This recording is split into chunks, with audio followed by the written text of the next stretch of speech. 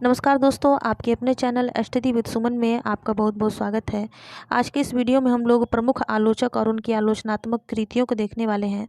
हिंदी साहित्य की गद्य विधाएं जैसे कि उपन्यास, कहानी, नाटक, निबंध, इन सभी विधाओं को याद करना कुछ हद तक आसान होता है, लेकिन आलोचनाएं और प्रवासी साहित्य हुए कुछ ऐसे मतलब विधाएं हैं जिनको याद करना बहुत ही कठिन होता है। इसलिए मैंने ये वीडियो बनाया है ताकि आलोचना से संबंधित अगर कोई प्रश्न आए तो आप उसे आसानी से लगा सकें।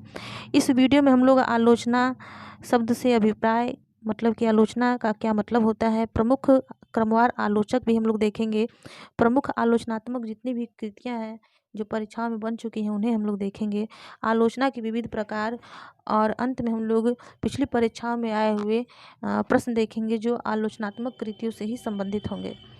आलोचनात्मक कृतियों से जो प्रश्न बनते हैं परीक्षाओं में, उसमें जो रचनाकार हैं उनका क्रम लगाने के लिए आता है।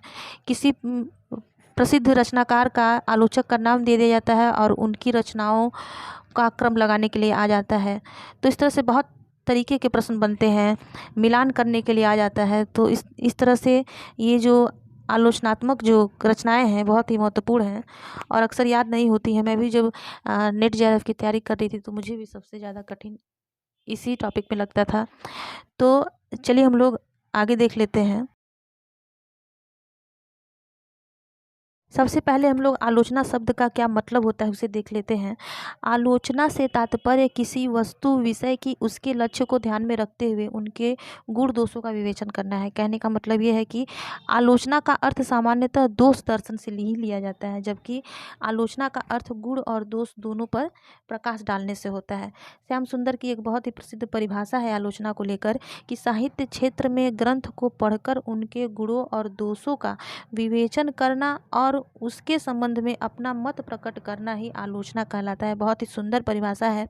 चलिए अब हम लोग क्रमवार जो प्रमुख आलोचक हैं उनको देख लेते हैं, क्योंकि यहाँ से भी प्रश्न बनता है, जिसमें भारतेंदु हरिश्चंद्र 1850 ईस्वी, इसके बाद के रचनाकार हैं महावीर प्रसाद द्विवेदी 1864, फिर श्याम सुंदर दास 1875, आचार्य रामचंद्र शुक्ल 1884, नंद दुलारे वाजपेयी 1906, हजारी प्रसाद द्विवेदी 1907 और डॉक्टर रामविलास शर्मा जी का जन्म 1912 ईस्वी में।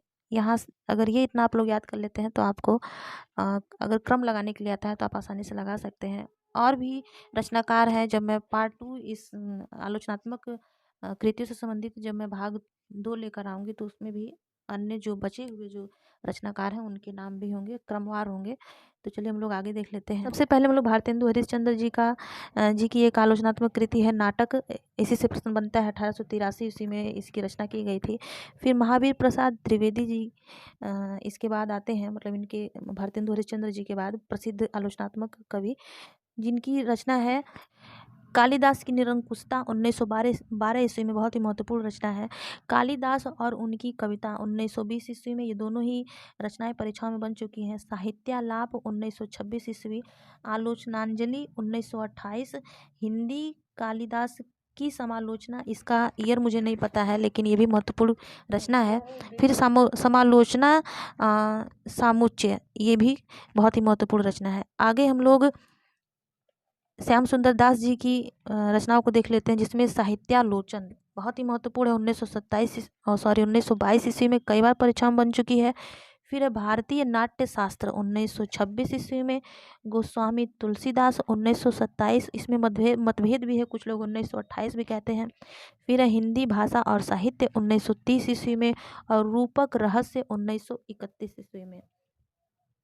इसके बाद आचार्य रामचंद्र शुक्ल जिनका जन्म 1884 ईस्वी है, इनकी रचनाओं को देख लेते हैं, जिसमें तुलसी ग्रंथावली 1923 ईस्वी में, जायसी ग्रंथावली 1925 ईस्वी में, भ्रमर गीत सार 1926, हिंदी साहित्य का इतिहास 1929, रस मीमांसा बहुत ही प्रसिद्ध रचना है और कई बार पेपर में आ चुकी है।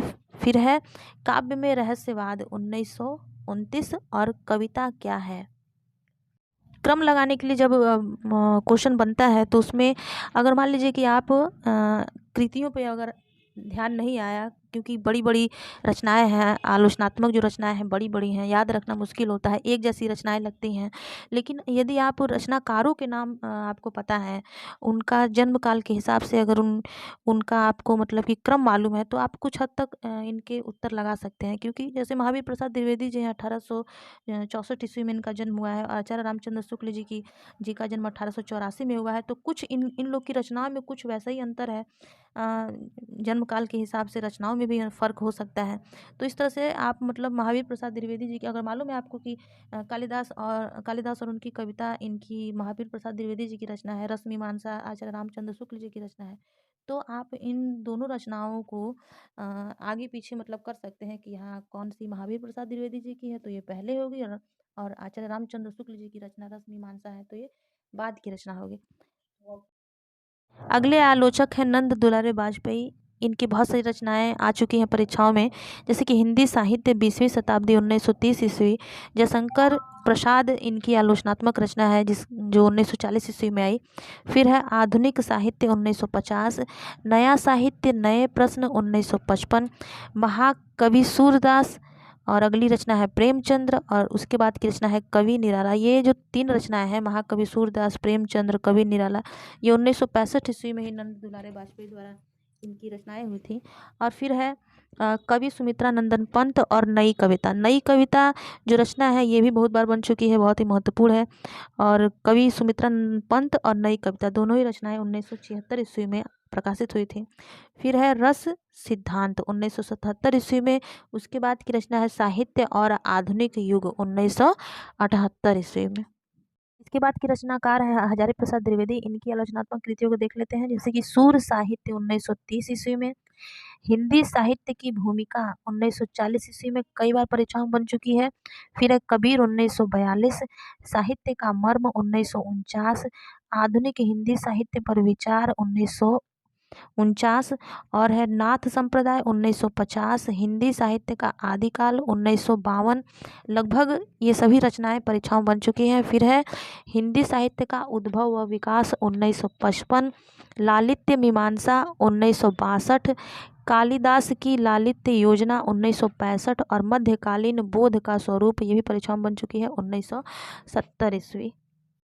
इसके बाद हम लोग डॉक्टर रामविलास शर्मा जी की रचनाओं को देख लेते हैं। रामविलास शर्मा जी का आलोचना विधा में बहुत ही बड़ा योगदान है। इनकी बहुत सारी रचनाएं हैं जो आलोचनात्मक रचनाएं हैं, जिसमें जो प्रमुख रचनाएं उनको मैंने यहाँ पे लिखा है, जैसे कि प्रेमचंद्र 1941 ईस्वी, भारतेंदु युग 1943, निराला बहुत ही महत्वपूर्ण है 1946, प्रगति और परंपरा 1948। इसके बाद है साहित्य और संस्कृति 1949, प्रेमचंद्र और उनका युग 1952 कई बार परीक्षाओं में आ चुकी है। फिर है भारतेंदु युग 1953, भाषा साहित्य और संस्कृति 1954, आस्था और सौंदर्य 1961, भाषा और समाज 1961। इसके बाद है भारत की भाषा समस्या 1965। लगभग अधिकतर जो इनकी रचनाएं हैं परीक्षा में बन चुकी है, इसलिए इनको तैयार करना बहुत आवश्यक होगा। फिर है निराला की साहित्यिक साधना। इसको 3 भाग में इसकी रचना की गई है। जो पहला भाग आया वो 1969 में, दूसरा 1972 में, मतलब नाम वही है लेकिन भाग 1, भाग 2 और भाग 3। निराला की साहित्यिक साधना जो भाग 3 आया वो 1976 में।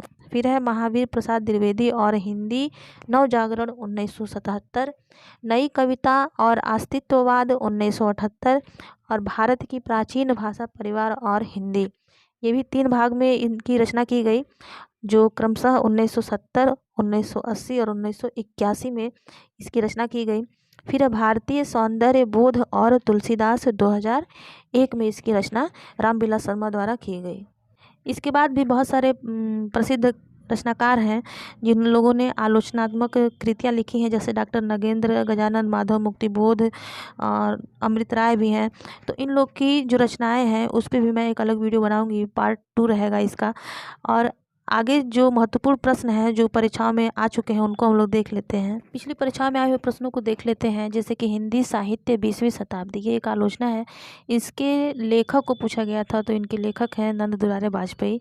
प्राचीन भारत के भाषा परिवार और हिंदी, किस आलोचक का ग्रंथ है? ये रामविलास शर्मा जी का ग्रंथ है। और फिर है प्रकाश वर्ष की दृष्टि से आचार्य नंद दुलारे वाजपेयी की आलोचनात्मक कृतियों का सही अनुक्रम क्या है? जिसमें जयशंकर प्रसाद, फिर उसके बाद आधुनिक साहित्य, कवि निराला और नई कविता। केवल जो मतलब जो 4 ऑप्शन होते हैं उसमें से जो सही उत्तर है उसी को मैंने यहाँ पे लिखा हुआ है। फिर है प्रकाशन वर्ष के अनुसार निम्नलिखित आलोचना ग्रंथों का सही अनुक्रम क्या है? इसमें प्रेमचंद्र और उनका युग, ये जो रचना है आपको पता होगा डॉक्टर रामविलास शर्मा जी की रचना, अभी पीछे हम लोगों ने वीडियो में देखा। उसके बाद है कामायनी एक पुनर्विचार, कामायनी एक पुनर्विचार, इसको हम लोग अगले वीडियो में पढ़ने वाले हैं। रामस्वरूप चतुर्वेदी जी की रचना 1970 में आई थी। फिर है साहित्य और इतिहास दृष्टि, ये जो रचना है ये मैनेजर पांडे जी की रचना है, इसे भी हम लोग अगले वीडियो में देखेंगे। यहाँ पे मैंने बस उन्हीं प्रश्नों को रखा है जो परीक्षाओं में आ चुके हैं।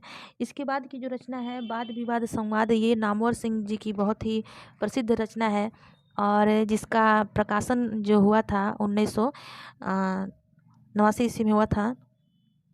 इसके बाद का जो प्रश्न उसे हम लोग देख लेते हैं। जन्म काल के अनुसार हिंदी आलोचकों का सही क्रम क्या है?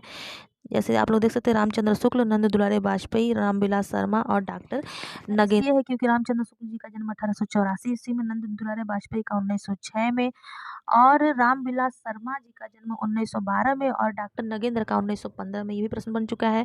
प्रकाशन वर्ष के अनुसार हजारी प्रसाद द्विवेदी जी के आलोचना ग्रंथों का सही अनुक्रम पूछा गया है।